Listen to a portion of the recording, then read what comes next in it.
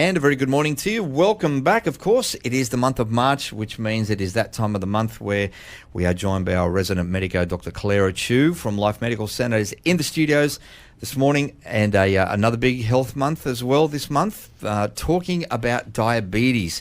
It's a huge topic, lots of people impacted by it. And so, Dr. Clara, I guess the first thing we should find out is, what is diabetes?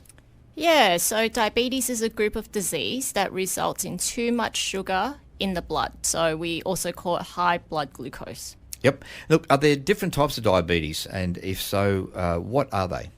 Yeah, so you'll hear the term diabetes being talked about. Now, there's a couple of different types. The first one is type 1 diabetes, and some people might also know it as juvenile diabetes. That's because it's an autoimmune disease that tends to most commonly happen in young people. Now, having said that, I have heard of adults in their 30s and 40s who are diagnosed with type 1 diabetes. Wow. The reason for that is because it's an autoimmune disease. So what it means is that it happens when the body's immune system, which is meant to protect us against infections and things like that, starts to attack itself. And in this case, the immune system attacks the pancreas, which is an organ inside our tummy that produces insulin, the hormone that metabolizes the glucose. So the body can no longer produce insulin, and so it can't metabolize the sugar. You end up with the high sugar levels in your blood. And then there's type 2 diabetes, which a lot of us are probably more familiar with.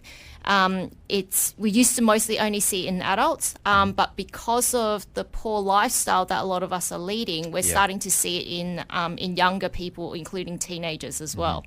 So with type 2 diabetes, the cells don't respond to the insulin properly, so we call that insulin resistance, and the pancreas doesn't produce enough insulin for the body's increased needs. So if the insulin can't do its job, sugar builds up in the blood instead of getting into our cells for energy.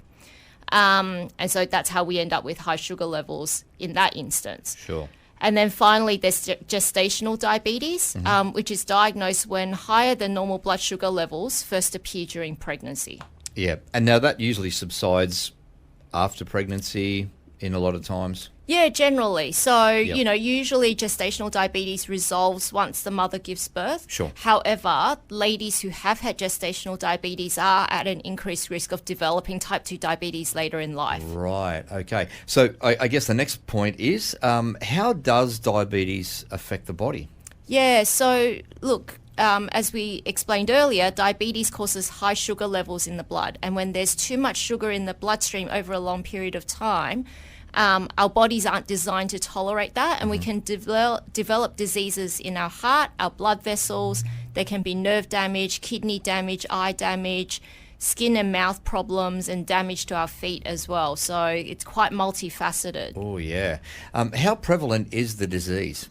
Yeah, so in 2020, an estimated 1 in 20, so almost 1.3 million Australians were living with diabetes, and about 85% of those have type 2 diabetes. Wow. So to put it another way, it's estimated that 280 Australians develop diabetes every day. That's one person every 5 minutes. Wow, that's an amazing stat. When you look at it on paper, you're like, Yep. Whoa, that is crazy. Now, who is most likely to be affected? Yeah, so of the 1 in 20 Australians who had diabetes in sort of 2020, 2021, because they often measure those things in financial years, the rates were similar for males and females. So 5.7 for males, 4.6% for females. There was an increase with age from 10% for people aged 55 to 64 years to 14.9% for people from 65 to 74 years. Such that almost 1 in 5 people over the age of 75 has diabetes. So think about your elderly friend or your grandparents. Sure. Yeah. That's a huge stat right there. Speaking of diabetes, what causes the condition? Okay, so you're going to have to bear with me here. The explanation is a bit long, but I do want everyone to be able to understand what causes it, right? So, since type 2 diabetes is one of the things that we can talk about, so we'll spend a bit of time talking about that. So, it all begins with the way that our bodies were designed. We are animals, and we're designed to be hunters and gatherers. Sure. So, this means that our bodies like to store up food for a famine. Now, this has been working fine until about the last 50 to 60 years, when food manufacturing took a turn and processed foods that are high in calories but somewhat empty of nutrients started to appear in our diet. So what this means is that pretty much for all of us, our bodies are never going to be in famine, Right. but our bodies don't know that.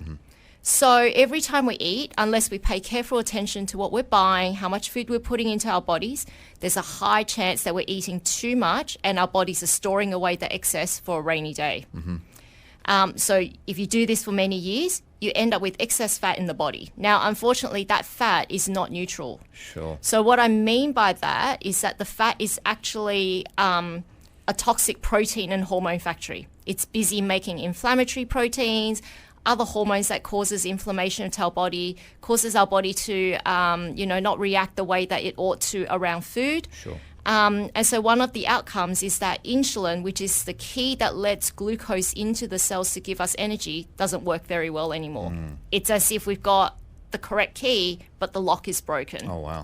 And sugar can't be allowed into the cells. We call this insulin resistance. And if we leave it to continue on the same path, it eventually turns into diabetes. So it's not so much a switch, but a progression of a problem that just gets worse and worse. Sure. Do you think, before we go to the break, there is a real role for things like intermittent fasting in diabetes? It can be helpful. So it's one of the tools that we do talk about with people. And there's fascinating studies out there around fasting and eating according to our circadian rhythm, which shows that, for example, mice who that fast or have been put on a fast Sure. and are only allowed to eat for a certain period of time in the day, as opposed to all day long, they actually manage to lose weight. They actually have healthier body parameters like blood pressure and Wow. weight and all those kind of things. So there's been a lot of studies done out there around the fasting side of things. It's an interesting conversation around sort of the weight and diabetes management Absolutely. conversation. Absolutely. We are joined, of course, this morning by our resident medico, Dr. Clara Chu from Life Medical Centre, in the studio with us talking about diabetes. We'll take a quick break, and of course, we will be back to talk some more about this fascinating subject. Stay with us. Welcome back. Of course, we are talking with our resident medico, Dr. Clara Chu. A huge month for the month of March. We're talking about diabetes. And I guess, Dr. Clara, the next thing to find out is, what are the most common signs and symptoms of diabetes? Yeah, so common signs and symptoms include being more thirsty than usual, passing more urine, feeling tired and lethargic. So people don't really think about that. They think that it's just life. Wounds that are a bit slow to heal, recurring infections, and for some people, blurry vision. Now, there are also lots of people who may have no symptoms at all, and as a result, the diagnosis might be delayed. And sometimes, even if symptoms are present, they might not be recognized by people and just thought to be, oh, I'm just getting older. That's Sure. just the kind of things that will happen. Sure. What can people do in order to avoid diabetes? Yeah, so as with a number of other chronic diseases, maintaining a healthy weight is key. So it's not so much about the weight itself, but the fact that when people are overweight, the fat is mostly sitting around their abdominal organs, and that's what's causing all those issues that we discussed earlier around sugar metabolism and all of that to not be working properly. Sure. So to maintain a healthy weight, it's about eating right, moving more, and getting enough sleep. So, we've had discussions like this in previous months around heart health and other things. But for newer listeners, in terms of the eating, eat at least half a plate of vegetables and fruit with every meal. Just under a quarter of a plate of proteins and just under a quarter of a plate of carbs. So this includes things like bread, pasta, your starchy vegetables, Sure. like your potatoes, sweet potatoes and stuff like that. And a dash of healthy fat, like extra virgin olive oil, avocados, nuts and seeds. So, and ideally we want people to just minimize or have no processed foods in their in their diet. So an easy way to do that is, if you're picking up something from the supermarket, check the ingredients list and make sure that you're understanding what's on the list. If you're starting to see lots of numbers, lots of chemical terminology that you don't understand, and they're things that you wouldn't keep in the pantry, put it back on the shelf. Moving. So the Australian Physical Activity Guidelines recommend at least 150 minutes of moderate intensity exercise a week. So if I was to break that down into more practical terms, it would look like 30 minutes of brisk walking, that would leave you a little bit puffed, Sure. 5 days a week. And that would fulfill that criteria. Now you don't have to do all 30 minutes at once. You can break that down into 10-minute stints here and there, depending on, what your scheduling looks like. Absolutely. And sleeping. We almost always neglect sleep. We live in a society where the lack of sleep is kind of almost seen as a heroic status. Right. But our bodies are designed to need 7 to 9 hours of sleep. This is for most adults. Sure. And sleep is so important because when we get adequate sleep, we make better food choices, and that helps us to maintain a healthy diet and healthy weight. Yeah, a lot to be said there, isn't there? Now, of course, it's generally believed that once you develop diabetes, you've got it for life. Is there any truth to that at all? Yeah, this is a really interesting emerging subject. So when I was in medical school, which was about 20 years ago, I was taught that exact thing, that once you develop diabetes, you have it for life. It's all about managing your blood sugar levels and potential complications. But then a trial from the UK that came out in 2017 called the DIRECT trial changed that thinking. They recruited over 300 people with type 2 diabetes, and they found that in people who have been diagnosed with type 2 within the last 5 to 6 years, if they can lose 10 to 15% of their body weight, they can put their diabetes into remission. Wow. What that means is that they're able to maintain their blood sugar level at a normal level without any medication. And this is great news for anyone out there who's recently been diagnosed with diabetes or pre-diabetes, which we also call insulin resistance, because it means that you can actually get yourself off those medications if you can make those lifestyle changes to lose that weight. Sure. Now, just really briefly about the medications. You've got, obviously, there's the tablet form and there is the insulin injections. Yeah. So which one corresponds with which type of diabetes, I guess, more broadly? Yeah, sure. So in type 1 diabetes, because of the pancreas's inability to make insulin, those people generally need to have insulin. Tablets aren't going to do anything. Yeah. Because what the tablets do is the tablets actually aim to make the sugar metabolism more efficient. Sure. Or it can work in some ways to make the pancreas push out more of the insulin. Right. To do that work. I guess back to type 1 for a little while, the most interesting development around type 1 in recent years is the continuous sugar glucose monitoring.